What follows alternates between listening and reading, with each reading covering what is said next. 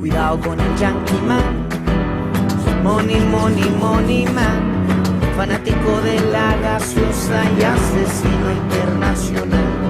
Van por el agua, van por el oro, van por la selva, van por esclavos, por el petróleo y destruyen todo lo que amenaza el libre mercado. Póngale ojo, tenga cuidado, póngale ojo, tenga cuidado, póngale ojo, tenga mucho cuidado.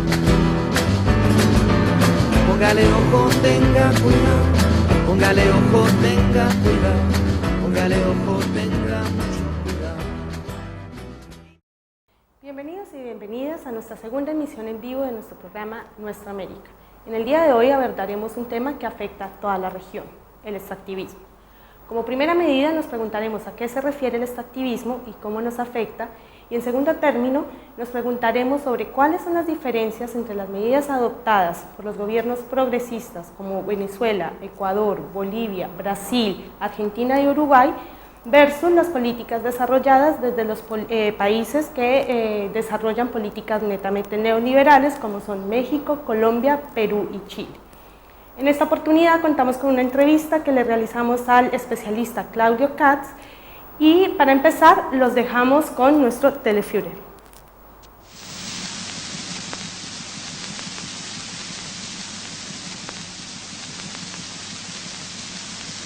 Achtung, Achtung! Fernsehsender Paul Nipkow. Wir begrüßen alle Volksgenossen und Volksgenossinnen in den Fernsehstuben Groß-Berlins mit dem deutschen Gruß Heil Hitler.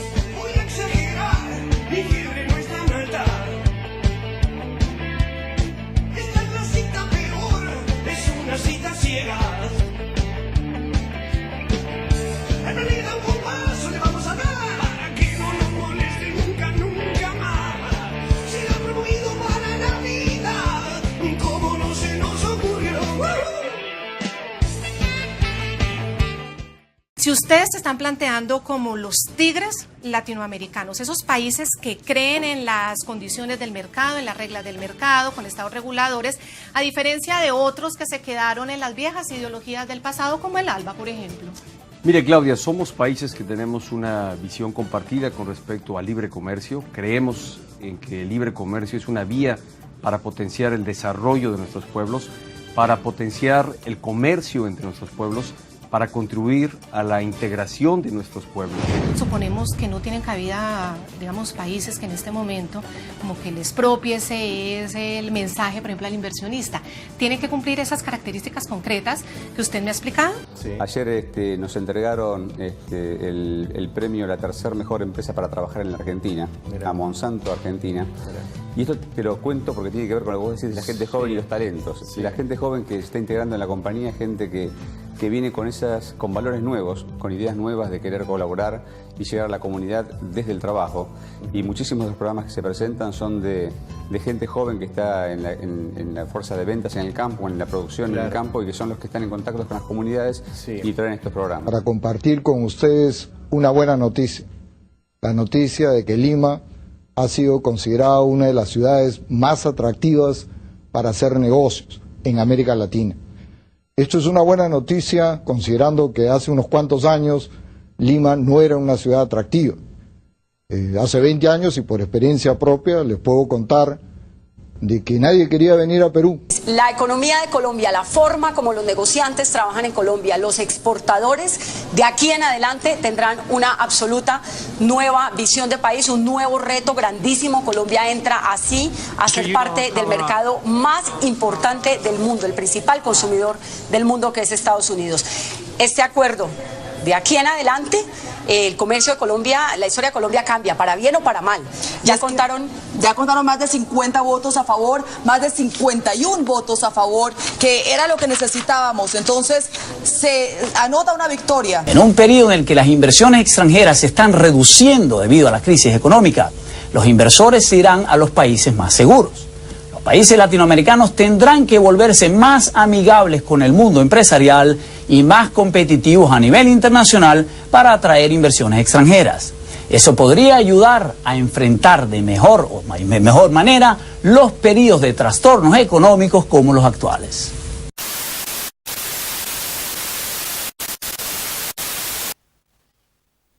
Bueno, estamos transmitiendo desde la fábrica recuperada IMPA y en conmemoración al Día del Trabajador queremos primero incitar a una reflexión que no solamente recuerde aquel día de 1886 en que los obreros se levantaron y pidieron por los famosos 3 8, que 8 horas de trabajo, 8 horas de educación, 8 horas de estudio, sino además también queremos incitar a reflexionar acerca de la condición actual del trabajador y las reivindicaciones que nos faltan y que tenemos que seguir dando para mejorar las condiciones de todos los trabajadores, no solamente el obrero, el campesino, el profesor, la niñera, los diferentes tipos de labores que tenemos.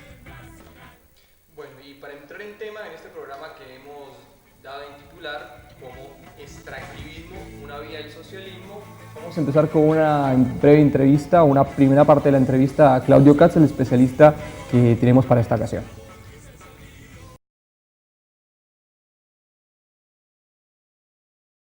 En realidad hay una renovación del ciclo de inserción de América Latina como exportador de productos básicos. Ese fue, como muy bien señalás, el lugar tradicional que tuvo América Latina. Pero en los años 40, 50, 60 hubo un intento en la región, especialmente de los países medianos, de modificar ese estatus de exportador básico mediante procesos de industrialización regional. El extractivismo actual es un retorno al rol clásico de América Latina, pero además en un tipo de exportaciones básicas ahora un poco más ampliado, un poco más diversificado. Es la misma exportación de insumos básicos, pero en un espectro más amplio de productos. Ya no exportamos únicamente trigo y maíz, sino que exportamos soja. El papel de los minerales se acentúa en la canasta de bienes exportados de América Latina.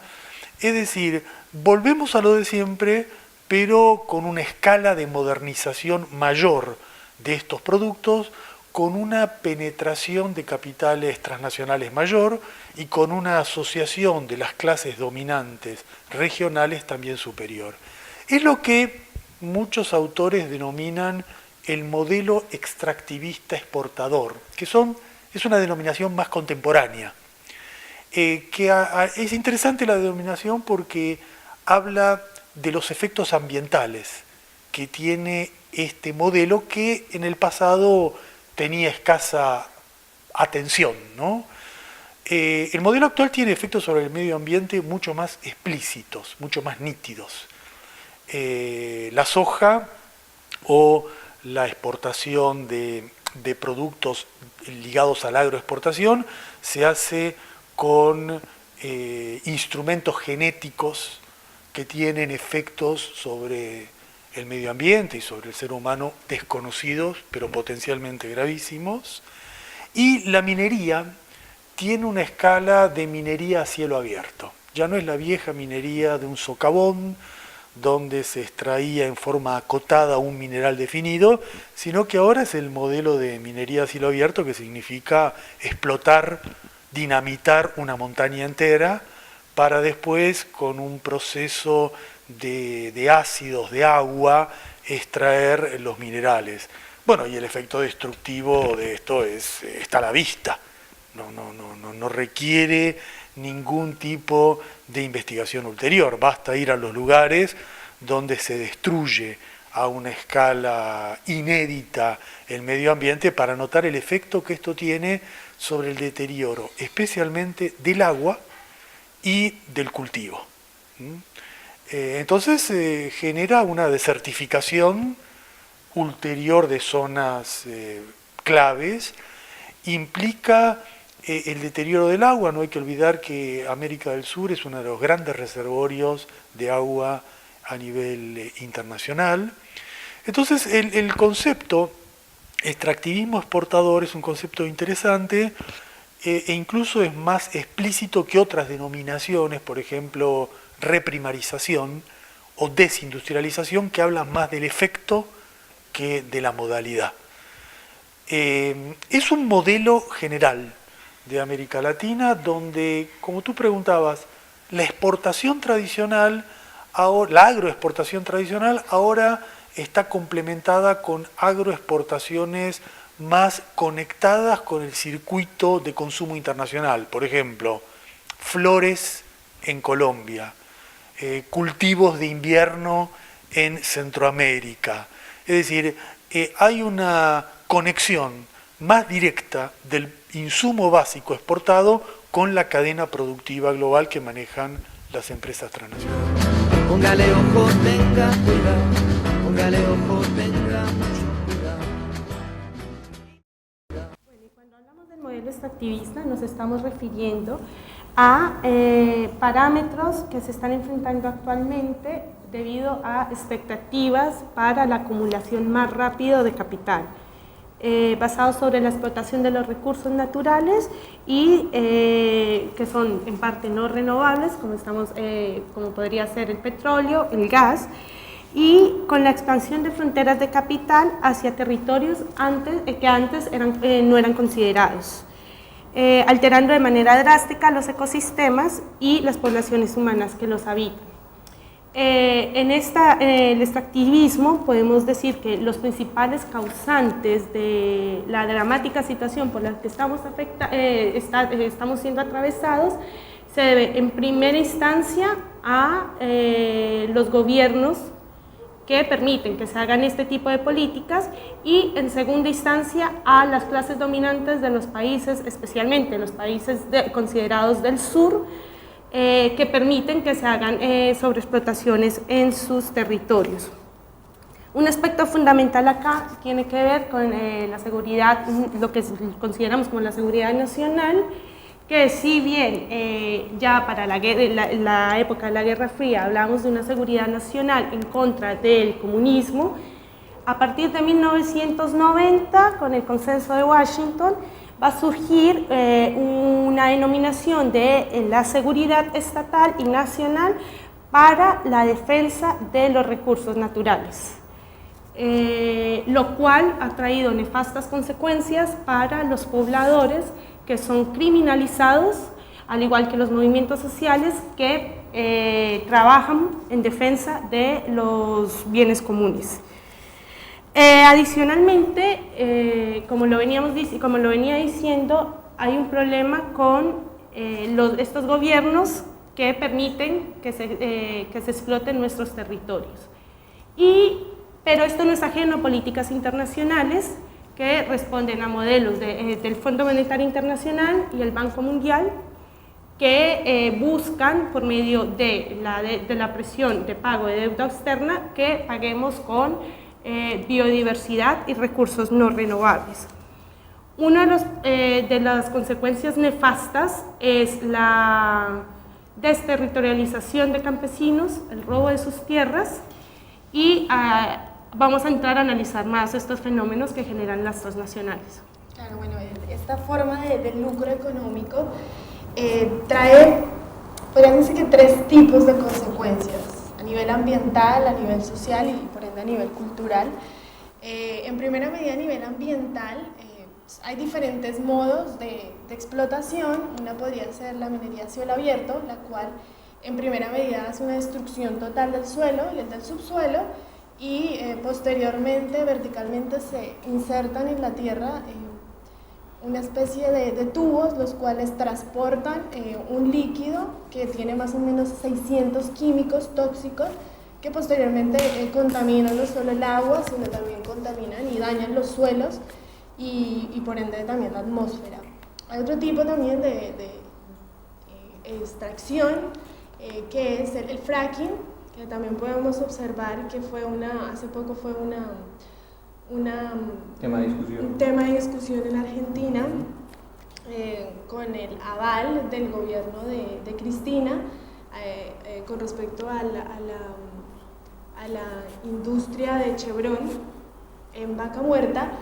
Esta forma de extracción, principalmente de gas natural y de petróleo, destruye totalmente la capa del suelo y de la tierra y contamina, daña todos los recursos naturales, con el ánimo de sacar de la mejor forma el gas natural y el petróleo. Bueno, otra forma también de usufructo y de lucro con la tierra es la implantación de monocultivos.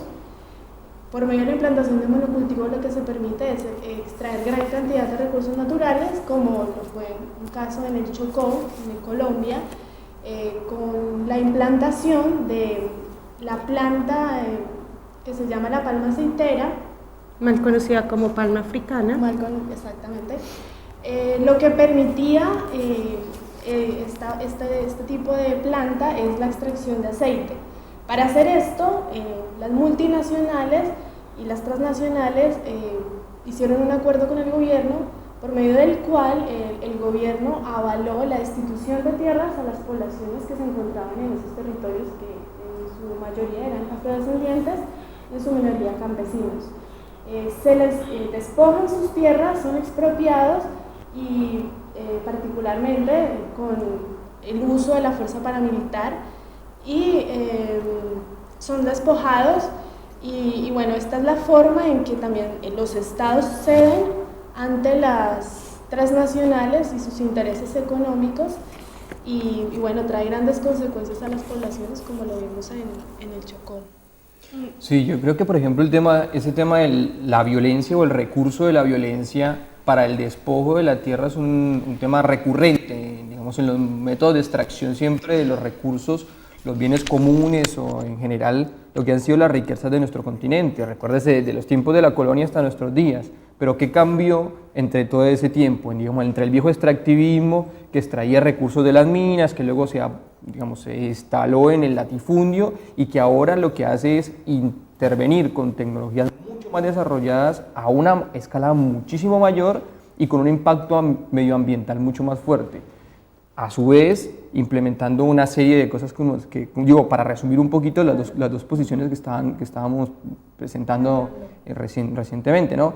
El hecho de implementar, por ejemplo, ejércitos privados, paramilitares o parapoliciales, ¿sí? Da cuenta también, digamos, de la organización mafiosa de la extracción de los recursos en América Latina por parte, digamos, de las transnacionales, en asociación con algo que por ahí mencionaba Claudio Katz en todo este análisis, que es, digamos, unos nuevos grupos económicos, pero también en connivencia con el Estado, sobre todo en los países donde, digamos, está más instalado y más visible el neoliberalismo, ¿no? Y hay un aspecto importante, y es cómo las transnacionales tocan este tipo de temas, ¿no? Hablan de impactos como refiriéndose a las consecuencias, ya sean negativas o positivas, que pueden generar este tipo de proyectos, pero los hablan como si no estuvieran asociados uno con otro, ¿no? Entonces hablan de impactos ambientales, naturales, sociales, culturales, como si estuvieran totalmente desvinculados, cuando se tiene conocimiento por medio de las comunidades que habitan los territorios que no podemos hablar de impactos ambientales que no repercutan en la cultura o que no repercutan en la sociedad, o que lo que más afecta a este tipo de proyectos es, por ejemplo, la soberanía alimentaria, ¿no?, de los pueblos. Entonces es un poco romper con estos parámetros en la manera en que evalúan las multinacionales los efectos negativos que traen para las poblaciones, ¿no? No es analizar una cosa por separado cuando está totalmente vinculada una con la otra. Claro, incluso socialmente en la mayoría de lugares en donde se generan estos abusos, se generan grandes reivindicaciones y movilizaciones sociales, y que los estados frente a esto acuden a una criminalización de la protesta, asesinato de líderes campesinos, como sucede en Colombia, como sucede también en Ecuador.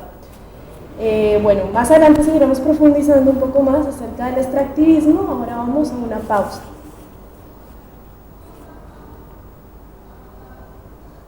Póngale ojo, tenga cuidado, póngale ojo, tenga mucho cuidado.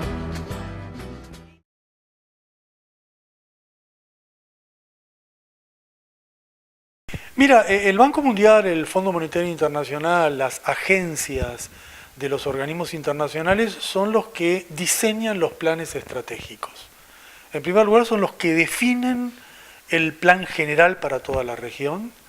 Después, sus asesores influyen sobre los gobiernos y sus técnicos financieros influyen sobre el medio económico local para que se adopten esos proyectos. Entonces hay un lobby tradicional que opera en todos los países para que estos proyectos sean instrumentados. Eso se hace a través de la presión financiera, ese es el instrumento clásico. Un país está endeudado y porque está endeudado, la condición de la refinanciación de la deuda es que acepte este proyecto. Pero yo te diría que hoy en día lo novedoso no es tanto, a diferencia de los años 90, no es tanto una presión explícita del Fondo Monetario que le exige a un país hacer algo, sino es la propia disposición de gobiernos y clases dominantes locales de involucrarse en esos proyectos. La causalidad te diría que hoy es casi 50 y 50, no es la presión externa solo, es la presión externa y la disposición interna. ¿Por qué? Porque gran parte de los gobiernos y los estados de América Latina están interesados en este proceso, por dos razones. La primera es que hay un argumento que está muy difundido, según el cual a la región le conviene, dada la valorización de las materias primas que observamos desde hace 7, 8 años. Entonces se ha vuelto a crear una ilusión según la cual este boom de precios de las materias primas que exporta América Latina va a durar eternamente y uno puede participar en este proceso sin ningún costo. Entonces se ha creado una imagen según la cual esta valorización de materias primas, que obedece a un conjunto de factores, no solo coyunturales, sino también estructurales, va a permitirle a América Latina aprovechar de por vida esto. Es una ilusión porque la historia de 200 años de América Latina nos indica que cualquiera sea la duración de este ciclo, más allá de lo coyuntural, más allá de lo financiero, incluso aceptando la hipótesis que tengamos un proceso de apreciación de las materias primas de mediano plazo. Supongamos que eso sea cierto, no abro juicio, supongamos que sea así, a largo plazo, un país que exporta bienes básicos e importa bienes elaborados termina sufriendo un deterioro en su comercio exterior. Esto no es solamente un criterio neoclásico, neoliberal, muy simplificado de teoría de las ventajas comparativas puede desmentir esto que es un rasgo del funcionamiento capitalista global. Por lo tanto, hay una ilusión de que se puede hacer esto sin ningún problema. Y en segundo lugar, hay un interés material. Las viejas burguesías nacionales de América Latina se han transformado en burguesías locales más internacionalizadas. Las clases dominantes están más conectadas al sistema financiero internacional, tienen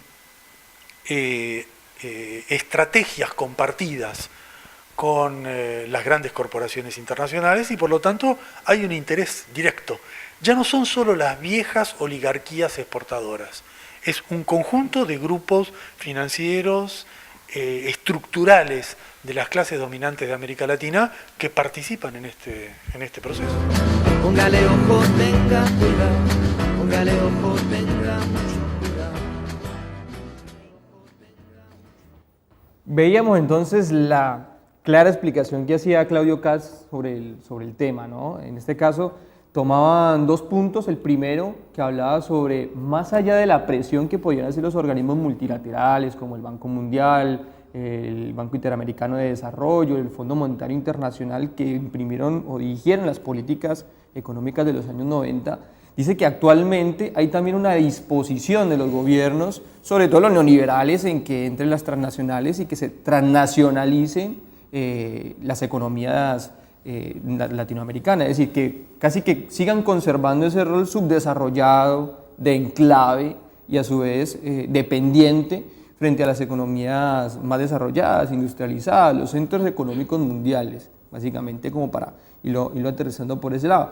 Y también habla de que hay como todo un sofisma alrededor de eso, como que la gran mentira que se están creyendo los países latinoamericanos de que por la alta cotización que tienen las materias primas, es decir, los productos alimenticios, en este caso en Argentina, por ejemplo, de la soja, cosa que también en Colombia se ha empezado a implementar, ¿sí? Hay un modelo que se conecta con esto que hablábamos la primera parte del desplazamiento forzado. En la zona del norte de Colombia, en la costa atlántica, que da el mar Caribe, decimos costa atlántica porque es el departamento del Atlántico, se ha implementado un modelo de campos sin campesinos, es decir, la inserción paramilitar con una política de Estado de control territorial y concesión posterior de esas tierras a las multinacionales, dio como resultado la implementación de monocultivos de palma aceitera, que es la palma africana, de soja, y con eso también la implementación de una serie de instrumentos para la producción agrícola, digámoslo, agroindustrial. Se suplanta la mano de obra campesina, si se quiere,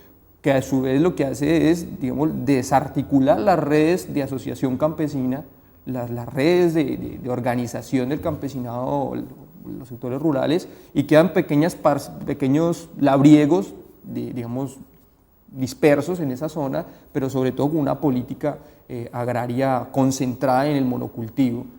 Los mismos se ha utilizado, digamos, en el Valle del Cauca con la caña de azúcar y en otras regiones de América Latina, que eso es bastante preocupante y que es, como igual decía él, ¿no? Es homogéneo, si se quiere, para América Latina, en los países neoliberales como en los países que tienen, digamos, una orientación un poco más progresista, a lo que igual habría que hacer cierto análisis con determinados matices, ¿no?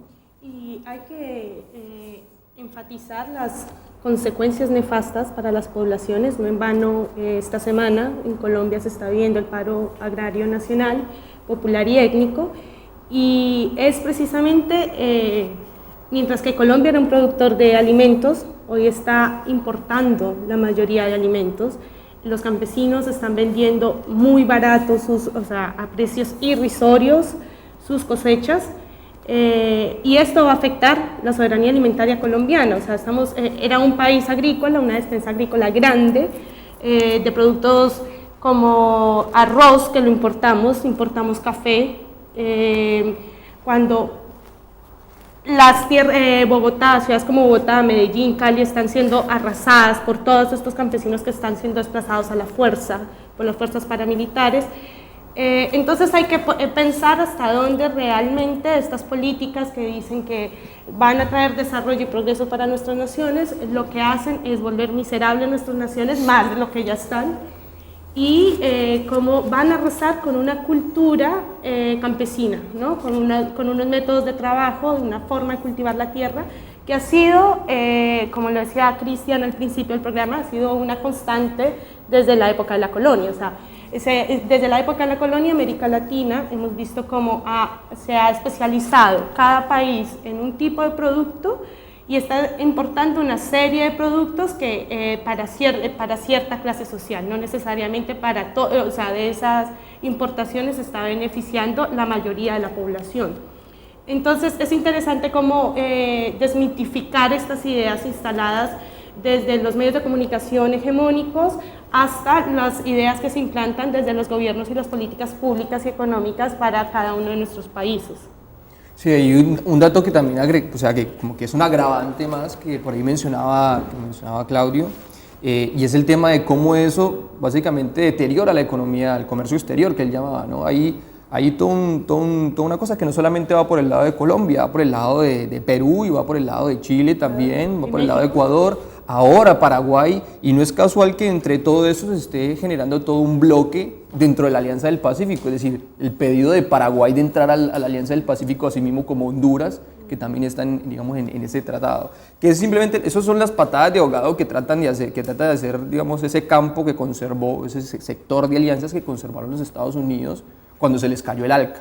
Nosotros el año pasado incluso hacíamos un programa en el que hacemos mención un poquito de esto cuando hablábamos en principio de la ley de semillas, cuando hablábamos de los tratados de libre comercio, que básicamente van entrando en eso, que la implementación de ese tipo de tratados fueron, digamos, la salida que le quedó al gobierno de los Estados Unidos, digamos, para suplir todo estos recursos que necesita cuando se le cayó el ALCA, ¿no? Y una cosa importante resaltar es que ahora no es solamente Estados Unidos el que está interesado en la región, sino está China, está la Unión Europea, hay una serie de tratados internacionales que se ven más afectados los países con políticas neoliberales como son Perú, Chile, Colombia, México, que los gobiernos están abriendo totalmente su política exterior e interna a los intereses exteriores y que la mayoría de las veces nada tiene que ver con los intereses de las poblaciones locales. Cierto. Igual hay un tema también que por ahí llama la atención, que es el que por ahí viene más al debate, y es un país como Venezuela que no está inserto en esta lógica, digamos, neoliberal, esta lógica de los tratados de libre comercio, bueno, también tiene un problema con el comercio exterior, ¿no? Si bien tiene, digamos, la posesión, digamos, de su recurso estratégico, que es el petróleo, tiene igualmente una dependencia del comercio exterior porque no es productor de todos los bienes de consumo nacionales. Es decir, todavía hay en el sector privado una capacidad de decisión o de manejo del comercio, de la economía, porque es el que tiene que importar y encima de todo el Estado le tiene que dar a disposición o poner a disposición los dólares para que ese sector sea el que compre en el exterior los productos de consumo interno.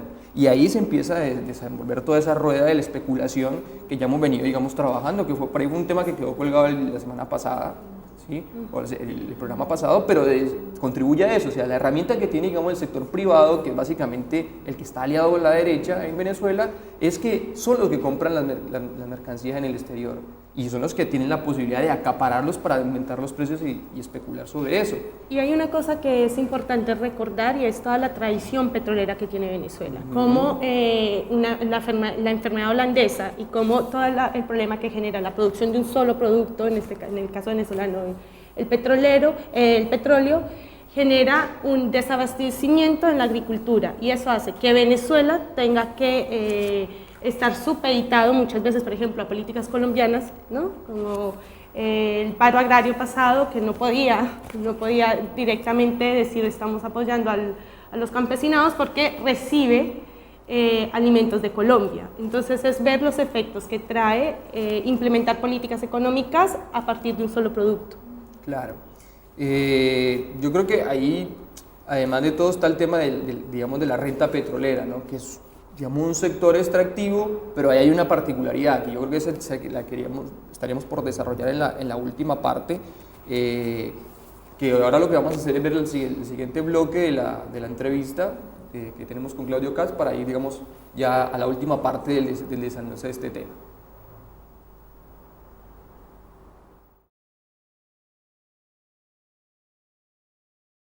Todo el modelo extractivista genera desigualdad social y polarización social. Este es como el dato general, ¿no? Cuanto más se afianza un modelo de exportación de productos básicos, más crece la desigualdad social, los nichos de pobreza, la indigencia y la masa de jóvenes que no estudian ni trabajan y están presos de la presión del narcotráfico y la delincuencia de la región, ¿no? O sea, el extractivismo no crea empleo, esto es nítido, no hay forma de absorber la masa de jóvenes, el desarrollo, el crecimiento demográfico de nuestra región no va a encontrar formas de desenvolvimiento laboral en un modelo extractivista. Y el extractivismo además afianza las situaciones de marginalidad urbana porque genera una expulsión de campesinos de las regiones agrícolas. Este es el punto, digamos, crítico. Especialmente en los países que tienen una densidad de campesinos importante, una densidad rural importante, y la explotación contemporánea con el agronegocio es la explotación extensiva, con alta tecnificación, con baja utilización de mano de obra, con fuertes insumos de agroquímicos, y la población campesina es expulsada por una concentración de la tierra, va a las ciudades y ahí empieza ese círculo dramático de desempleo, marginalidad y exclusión social, ¿no?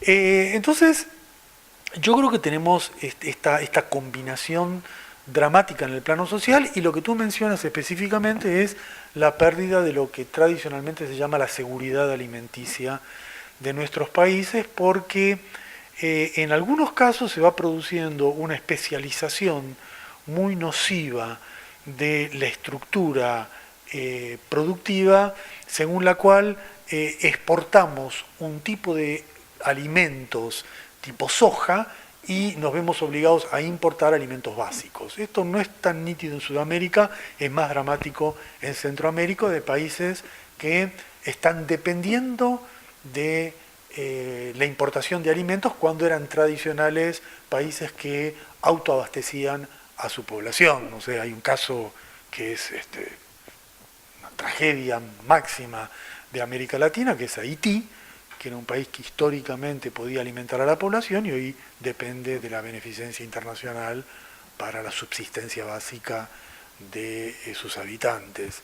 Entonces, este modelo es un modelo que golpea a las clases populares por donde lo quieras mirar, ¿no?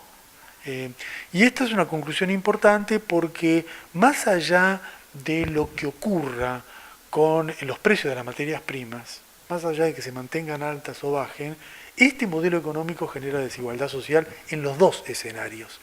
En el escenario optimista de grandes negocios y en el escenario pesimista de pocos negocios. En los dos, para la población, es simplemente un horizonte de desempleo, hambre y miseria.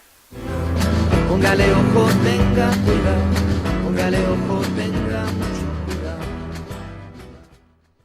Bueno, como bien desarrollaba Claudio Katz en la entrevista, vuelve a retomar un poco la pregunta que nos planteamos al inicio del programa acerca de si el extractivismo es una vía hacia el socialismo. Y bueno, evidentemente, como hemos desarrollado en el programa, no es una salida al socialismo.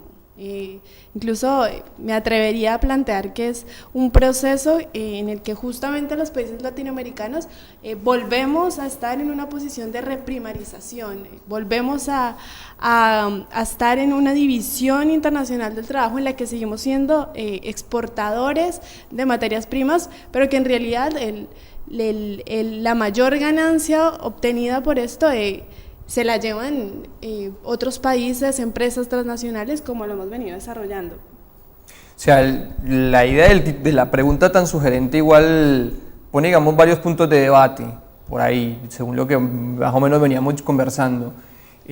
Uno tiene que ver con, digamos, la soberanía sobre los recursos estratégicos, ¿sí? Caso, por ejemplo, de Venezuela, que tiene, por ejemplo, el petróleo, tiene una soberanía sobre el petróleo, que es un recurso estratégico, pero que a su vez depende, digamos, de las refinerías norteamericanas o algunas refinerías norteamericanas para poder procesarlo. Depende también de que la ruta comercial está instalada con su principal comprador, que es los Estados Unidos, ¿no? A su vez, los Estados Unidos tiene pendiente resolver su ecuación energética con el tema del petróleo y busca en otros espacios del mundo hacer una política violenta de apropiación de eso, ¿no? Que igual ahora sigue en esa misma disputa, ¿no? Uno puede hacer una diferenciación entre los países donde están una disputa por un modelo de cambio, un modelo económico distinto, digamos, una formación económica social tendiente al socialismo, y también modelos como el chileno, donde hay una nacionalización del cobre, pero en el que intervienen en la explotación del recurso una serie de empresas multinacionales, ¿no? Entonces hay una cuestión ahí sobre la posesión de recursos estratégicos que pone, digamos, en cuestión un poco de dónde viene digamos, dónde se puede sostener un proceso de cambio en los países de América Latina, ¿no? Y acá también entra un tema importante, y es si el problema es quién extrae el recurso. Si el Estado, si empresas nacionales o empresas transnacionales, o si estamos hablando del modo de extracción que genera pobreza en los territorios y desplaza a la gente. Entonces, es preguntarnos si hay otra vía de producción, si además, o sea, más allá de quién extrae o no los recursos, esa es la vía correcta para alcanzar el socialismo o cambiar modos de producción, que es lo que nos estamos cuestionando. Claro, otro punto que por ahí veníamos tratando es sobre los argumentos que se dan en muchos países de tendencia progresista, que hablábamos ahí, por ejemplo, el caso Argentina, Uruguay. Si esos recursos que se quedan en los países a través del extractivismo, digamos la renta extractiva, van a parar a su política social compensatoria. Digamos, la política social compensatoria serían los subsidios, planes sociales o todas las ayudas que el Estado brinda a las poblaciones más vulnerables. Uno de los autores que tomábamos, sobre todo para este análisis, era, por ejemplo, Agudinas, que él decía que básicamente eso no ocurría, que los recursos que iban para esos sectores fundamentalmente provenían de los tributos, es decir, todo el sector impositivo, todos los impuestos que pagaba la gente. Entonces, hay también un desfasaje en ese criterio, o en ese argumento de que de la renta extractiva se financia, por ejemplo, los planes sociales o todo el desarrollo social de los países. Digámoslo, en el modelo argentino se sigue financiando eso a partir de los impuestos. Y en los países donde hay neoliberalismo, donde hay un gran recorte de ese tipo de políticas, o sea, de políticas de subsidio, política social compensatoria en general, pues ni pensemos que además de que no dejan grandes ganancias para los países la renta extractiva, mucho menos van a sacar de sus arcas de los tributos para aportar este tipo de políticas. Sumado a eso de que, por ejemplo, en caso de Colombia, hay más prioridad en el recurso de la guerra, de aportar al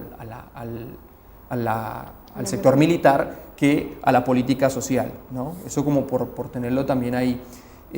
Otro de los puntos que también tenían que ver, por ejemplo, era un caso particular, ¿no? A veces hablamos de que el extractivismo necesariamente impacta en las regiones, dejando poblaciones, digamos, desposeídas y todo esto.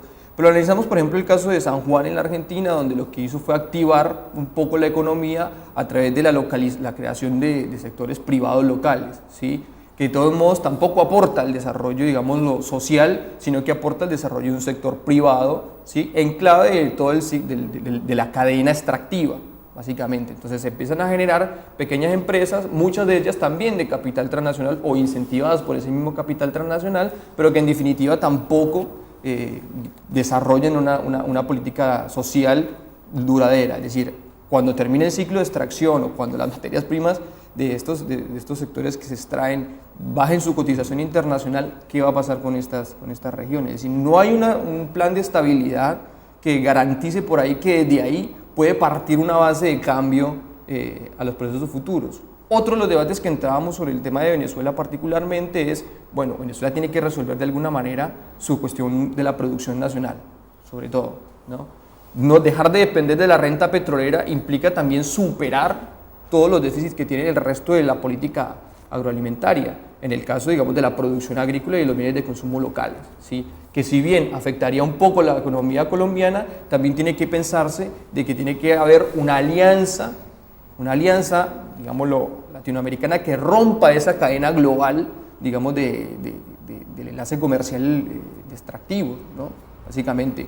O sea, hay toda una apuesta para poder superar, no por vía del extractivismo, sino por una vía de un comercio exterior local, restaurando, o sea, dando un impulso a lo que es el ALBA particularmente, que es un sector que quedó básicamente relegado en las políticas, que incluso El Salvador hace poco hablaba de que iba a entrar en el mercado del petróleo en Petrocaribe, pero que todavía no definía su posición para entrar en el ALBA. Entonces hay todavía una serie de decisiones tibias en términos de la política exterior de los estados latinoamericanos que no terminan de definir un proyecto conjunto común que supere justamente estas cuestiones, estas dicotomías que están en ese debate, y siguen planteando como una prioridad el tema de sostener sus economías a través, digamos, del sistema mundial con el que es necesario romper si se quiere salir por otra vía.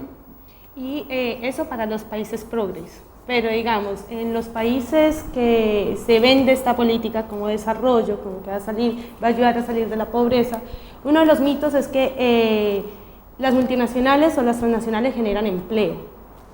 La mayoría de las veces no generan empleo, son muy pocas las personas de los lugares propios que son empleadas en las transnacionales, a no ser que sean en trabajos que no necesitan mayor estudio. Dan por sentado, por hecho, que la población no está totalmente calificada para alcanzar puestos como gerencia o de ingeniería, por decirlo de algún modo. Por otro lado, las políticas de, ¿cómo se dice?, como apaciguar los impactos, digamos, sobre el ambiente, como ellos mismos lo refieren, la mayoría de las veces no alcanza a restablecer los daños que hacen en el medio ambiente. Tenemos el caso del Cerrejón en Colombia o del Casanare, que actualmente, hace semanas pasadas hubo una tragedia ambiental debido a la extracción de petróleo. Se murieron alrededor de 5.000 chigüiros, y a eso hay que sumarle las diferencias, las diferentes consecuencias negativas que generan, por ejemplo, la prostitución de niñas y mujeres de la región, que se prostituyen al mejor postor o a los empleados que están ahí, la militarización de las zonas, la privatización de las zonas, porque llegan momentos en que se hacen como zonas exclusivas para la empresa donde no pueden volver a entrar los pobladores. Sí, y otro caso también, por ejemplo, el de Pascualama, que es aquí, digamos, está vecino, que colinda con el hermano país de Chile, ¿no?, entre Chile y Argentina. Yo creo que para ir cerrando, ahí queda una pregunta abierta igualmente para seguir trabajando y resolviendo, pero que claramente tiene que apostar a una alianza regional que recupere, digamos, ese proyecto común, si se quiere, de una nuestra América, de una patria grande, pero digamos hay una alternativa posible ya planteada, que es la alternativa bolivariana para nuestra América, que a la que tenemos que seguirle apostando y que la que tenemos que seguir alimentando, no solamente de los movimientos sociales, sino también desde los estados y las instituciones. Y para cerrar, vamos a mandar igual un saludo y aliento a los compañeros y compañeras luchadores populares que se encuentran en las calles y carreteras de Colombia en estos momentos, nuevamente en un paro nacional agrario, para exigir las reivindicaciones propias de su sector, del sector campesino, en alianza con el sector estudiantil, con los trabajadores, sindicalistas, sectores de la salud y demás, por las condiciones en las que se vive en Colombia claramente y por la política económica que desarrolla el gobierno de Juan Manuel Santos, incluso en medio de un proceso de diálogo en el que se busca una paz con justicia social que no se halla y que no se logrará si no se soluciona y ni se cambia el modelo productivo al que se niega constantemente a modificar. Lo vamos a dejar con un detallito, como dice nuestro compañero Sebastián, que es el cantante de la orquesta, la Sancocho Orquesta, con la que compuso un tema para esta lucha de los campesinos del año pasado, en el paro nacional agrario y popular que se hizo el año pasado, y que nuevamente le dejamos con ustedes la salsa agraria y popular, y nos vemos entonces hasta la próxima, porque en nuestra América el silencio no es ni será una alternativa.